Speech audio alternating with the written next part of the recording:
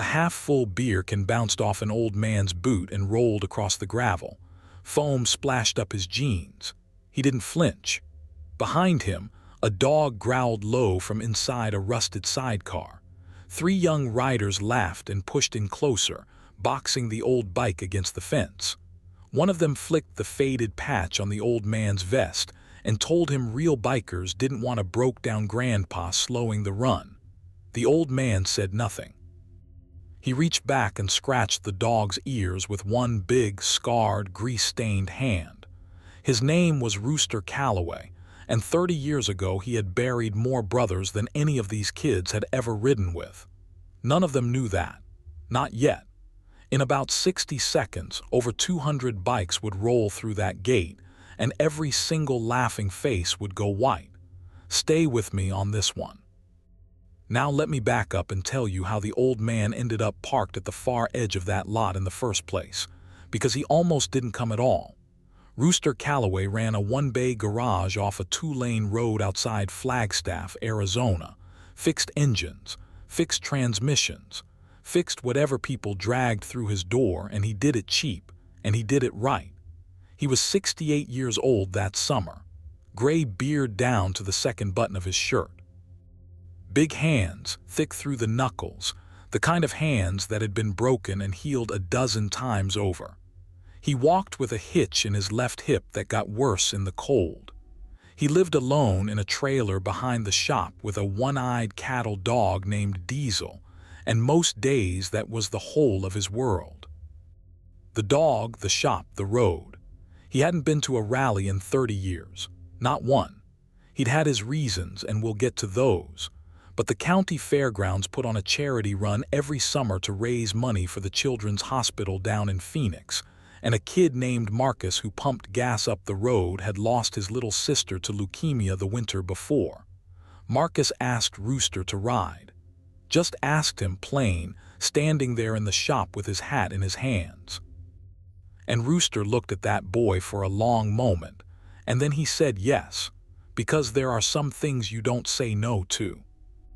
So he pulled the tarp off the old shovel head, changed the oil, cleaned the plugs, and rode it into town for the first time in 3 decades with Diesel riding shotgun in the sidecar, ears back in the wind, one good eye squinting at the sun. Here's the thing about the bike. To a man who knew what he was looking at, that shovel head was a piece of history. Hand-built. Every bolt on it turned by somebody who mattered. But to a 24-year-old who bought his ride off a showroom floor last spring, it just looked like junk. And the patches on Rooster's vest faded almost to nothing, sun-bleached and cracked with age. To the right eyes, those patches would have stopped a room cold. To these kids, they were a joke. The kids. There were maybe 8 or 9 of them, but 3 did the talking. Weekend riders. New leather that still creaked, boots that had never touched a chain.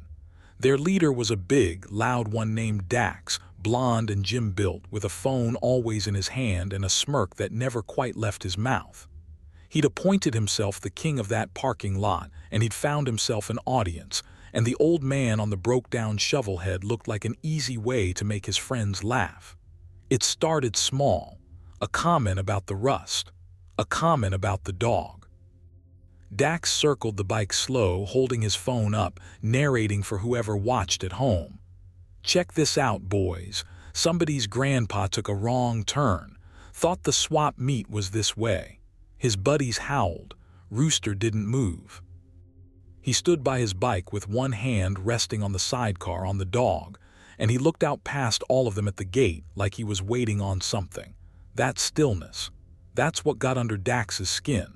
A man who won't rise doesn't give you anything to push against, and it made the kid push harder. He tapped the faded patch on Rooster's chest. "What's this supposed to be, old-timer? You buy this at a garage sale. You know it's disrespectful to wear colors you didn't earn." And a few of the older bikers scattered around the lot glanced over at that, because that particular accusation is not a small thing in that world, and a couple of them frowned. But they didn't step in. Not yet. They didn't know the old man from Adam, and it wasn't their fight. Rooster finally spoke. First words he'd said. voice low and rough, like gravel in a coffee can. "Son, I'd let this one go if I were you." Dax lit up like Christmas. He'd gotten a reaction. He speaks. "You hear that, boys? Grandpa's got some fight in him." He kicked the front tire of the shovelhead hard, and the old bike rocked on its stand. Diesel came up out of that sidecar snarling, teeth bared, and Dax jumped back and swore, "You better keep that mutt on a leash or I'll—" "You'll what?" Rooster said, still quiet, still not moving. But something had changed in his face, just a flicker, and one of the quieter kids in the back felt it and took a half step away. That should have been the end of it. Dax should have counted his laughs and walked. But a man showing off for a crowd doesn't know how to stop, and the stakes for Rooster were bigger than they looked. Because this wasn't about a parking lot. It was about a promise he'd made to a grieving kid named Marcus, and about a run for a dead little girl he'd never met, and about the fact that if the old man threw the first punch, they'd throw him out and the whole thing would be about him instead of her. So he ate it. He stood there and he ate every word of it, and that took more strength than any of those kids would ever have. But strength has a limit, and Dax was about to find it. He didn't find it with words. He found it with his hands. And once he crossed that line, there was no going back for anybody. Here's where it turned. Dax, red-faced now, done with talking, decided the old man needed a lesson he'd remember. He grabbed the handlebar of the shovelhead and shoved. Not a tap this time. A real shove, all his weight behind it, and that old bike went over sideways off its stand and hit the gravel with a crash you could hear across the lot. Metal screamed. Gas leaked out onto the ground. The sidecar tipped and Diesel scrambled out just before it came down, yelping, favoring a back leg where the fender had clipped him. And that was the thing that finally moved Rooster Calloway. Not the beer on his boots, not the words about his patches, not the phone in his face, but the dog. That old one-eyed dog limping in the dirt. Rooster crossed to Diesel in 2 steps for a man who supposedly couldn't walk right, dropped to a knee and ran his hands down that back leg, checking it, murmuring something too low to hear. The dog licked his beard. Nothing broken, bruised, scared, but whole. And when Rooster stood back up and turned around, the whole lot got quieter because the old man's eyes had gone flat and cold and very, very still, and a couple of the men in the crowd who'd been around, who'd seen real violence in their lives, recognized that look for exactly what it was. Dax didn't. Dax was still riding his high. "Aw, is the puppy okay? Maybe you should both go home before somebody gets hurt." His friends laughed, but it was thinner now, uneasy. Something in the air had shifted, and the smart ones felt it. Rooster walked up to Dax. Close, looked up at him because the kid had him by 4 inches and 40 pounds. And he said, "Pick up my bike." "What?" "You knocked it down, pick it up." Dax laughed in his face. "Or what, old man, you gonna make me?" He put a flat hand on Rooster's chest and pushed. And the old man let himself be pushed back a step, boots sliding in the gravel, and he looked at that hand on his chest, and for one long second the whole thing hung on a razor's edge. Everybody watching thought the old man was going to swing. Half of them wanted him to. Even Diesel had gone still, hackles up, waiting on his man. And then Rooster did the last thing anybody expected. He smiled, a small, tired, sad kind of smile, and he stepped back. He turned away from Dax. He walked over to his fallen bike, and slow, careful with that hitch in his hip, he crouched down and got his shoulder under the frame and lifted all 600 pounds of steel back onto its stand by himself, veins standing up on his forearms, breath coming hard. Nobody helped him. And when it was up, he kicked the stand down and he found a rag in his saddlebag and started wiping the gravel dust off the tank, gentle, like he was cleaning a wound. "That's what I thought," Dax said, but even he sounded less sure now. He'd won. He'd knocked the old man down and the old man had stayed down.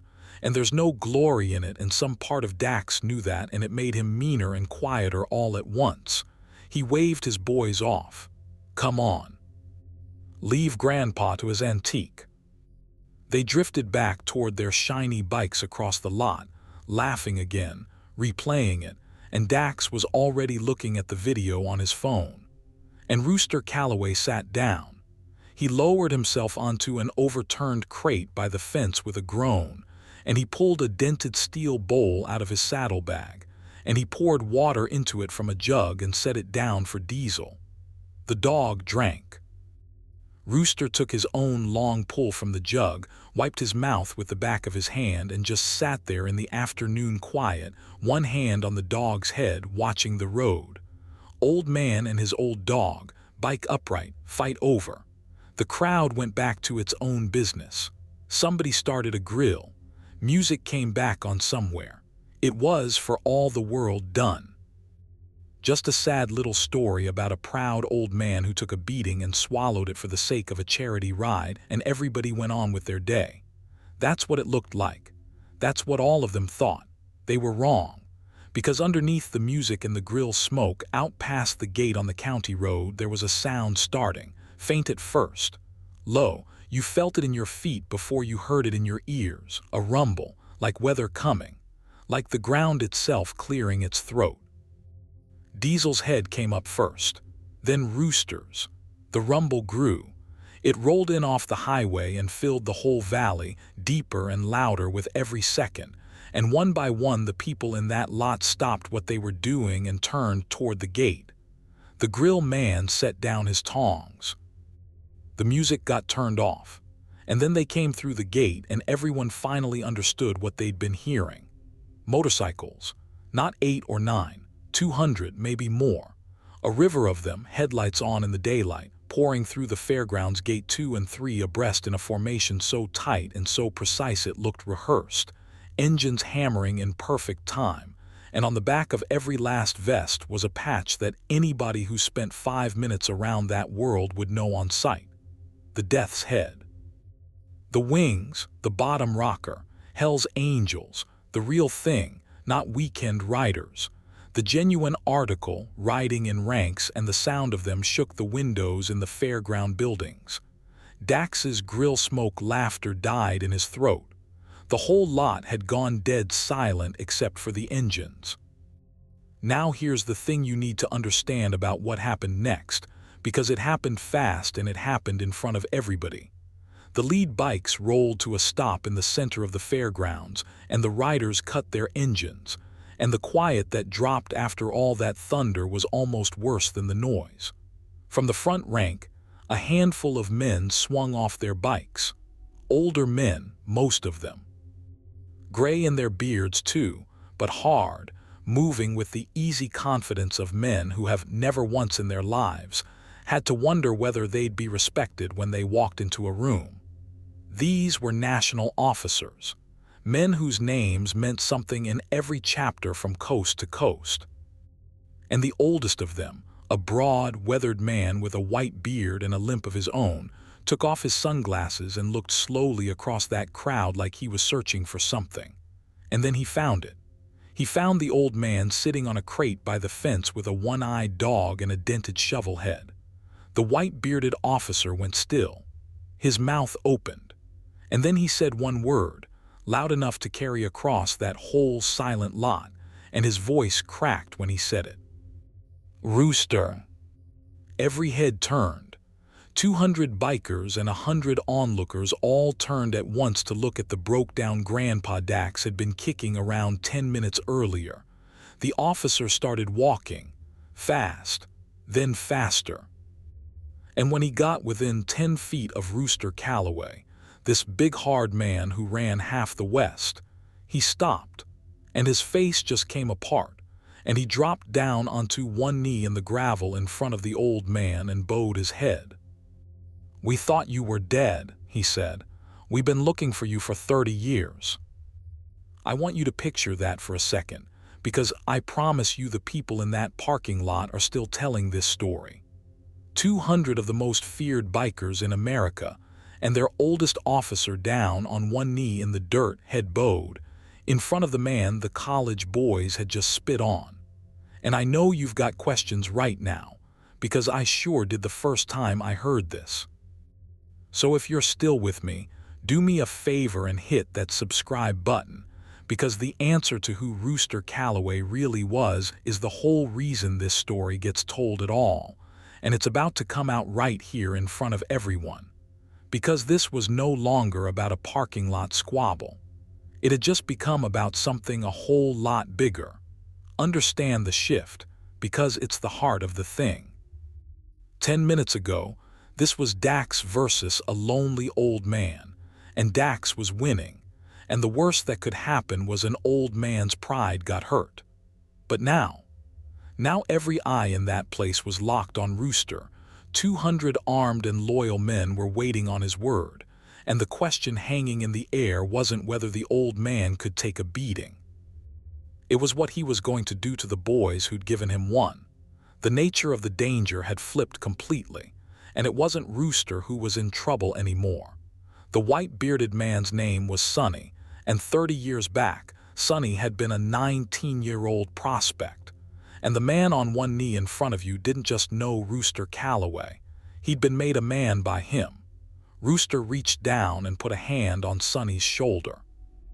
"Get up off the ground, you old fool," he said, but his voice had gone thick. "You're gonna ruin your knees." Sonny came up and grabbed him, and the two of them held onto each other the way old men do when there's 30 years and a lot of graves between them. And over Sonny's shoulder, Rooster saw the whole lot staring, and he saw the college boys frozen by their shiny bikes, and he saw Dax with his phone finally down at his side, forgotten, his mouth hanging open. And Rooster didn't say anything to them. He didn't have to.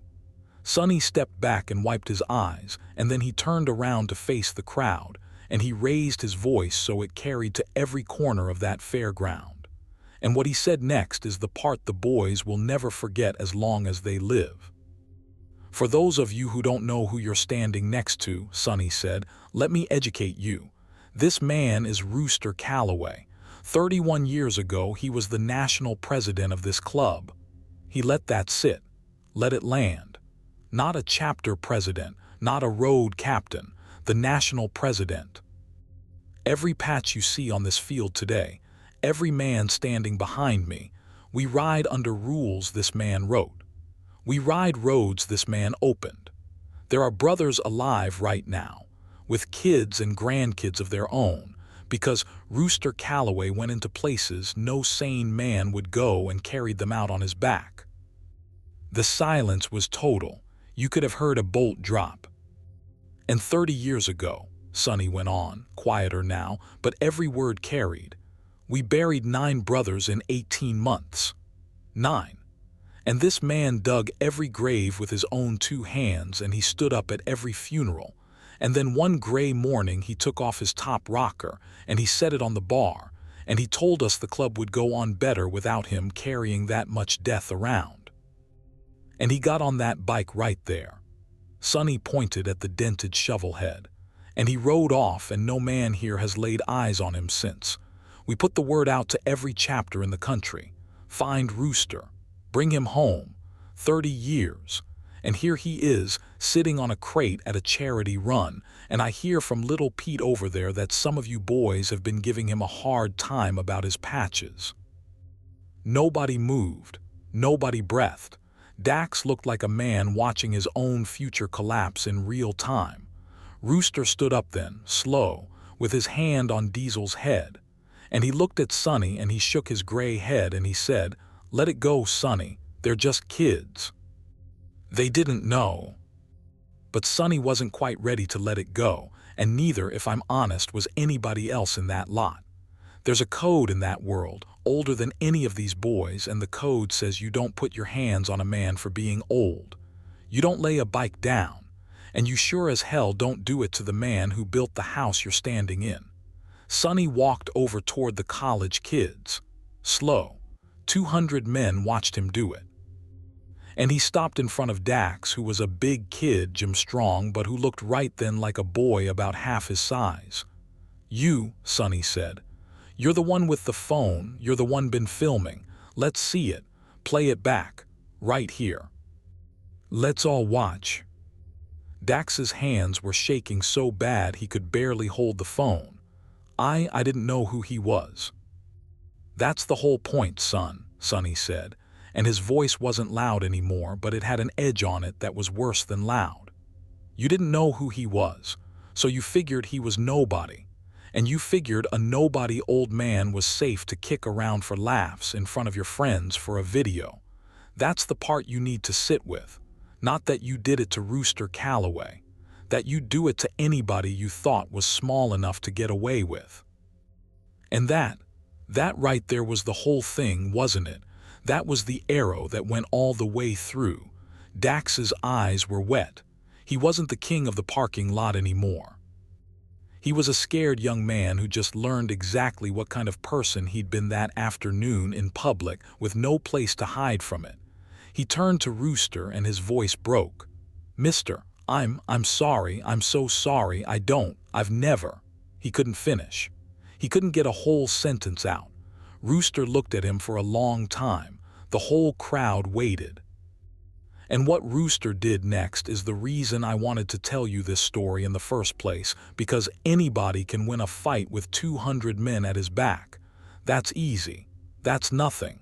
What Rooster did was harder. He walked over to Dax, and he stuck out that big scarred hand. "What's your name, son?" "D. Dax." "Your real name?" A pause. "Daniel." "Daniel," Rooster nodded slow. "You knocked my bike over, Daniel, hurt my dog." "That's the part I can't laugh off, because that dog's the best friend I've got and he never did a thing to you." Diesel, hearing himself discussed, leaned against Rooster's leg. "But I'm gonna tell you something, and I want you to actually hear it, because most men your age never get told this to their face. You were unkind to somebody you thought couldn't do anything about it. That's the only test that ever matters, Daniel. Not how you treat men who can hurt you back. How you treat the ones who can't. And today you failed it in front of God and everybody." He paused. "But you're young, and failing a test ain't the same as being a bad man unless you decide to keep failing it. You understand me?" Dax, or Daniel, nodded, tears running down into his new leather. "Yes, sir." "Then here's what you're gonna do." Rooster still held his hand out, and finally the kid took it and Rooster gripped it hard. "You're gonna help me get my bike loaded, careful this time. You're gonna apologize to that dog, and I mean out loud, and you're gonna feel like a fool doing it, and that's the point. And then you and your buddies are gonna ride this charity run same as everybody, and every dollar you were gonna spend on beer tonight, you're gonna put in that donation bucket for the little girl this whole thing is for. Her name was Emma. She was 6. You're gonna remember that name. Can you do all that?" "Yes, sir. Yes, I can do that." "Good." Rooster let go of his hand. "Then it's done. We don't speak on it again." And the strangest thing happened. That hard-eyed crowd of 200 who a minute before had looked ready to run those boys off the mountain, they eased. Because they'd watched their old president take the one thing they all still believed in and hand it free to a kid who didn't deserve it. Mercy. That was the flex, not the 200 bikes. The mercy. Sonny shook his head and half laughed, wiping his face. "Same old Rooster. 30 years and you still won't let a man stay mad." "Being mad's easy, Sonny," Rooster said. "You know what's hard." Now I could end it there and it'd be a fine place to end.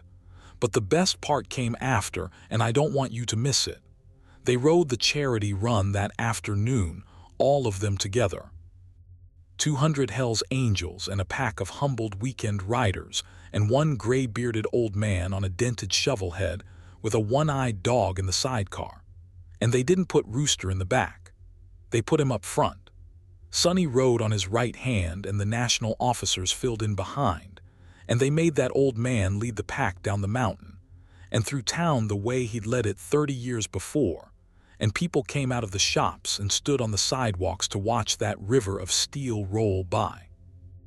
And right there behind the front rank, riding careful and quiet, was Daniel, who used to be Dax, and who never once that day picked up his phone.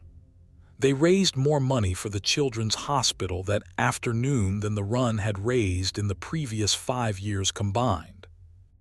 Word got around about what those 200 bikes were, and folks drove in from 3 counties just to empty their wallets into the buckets.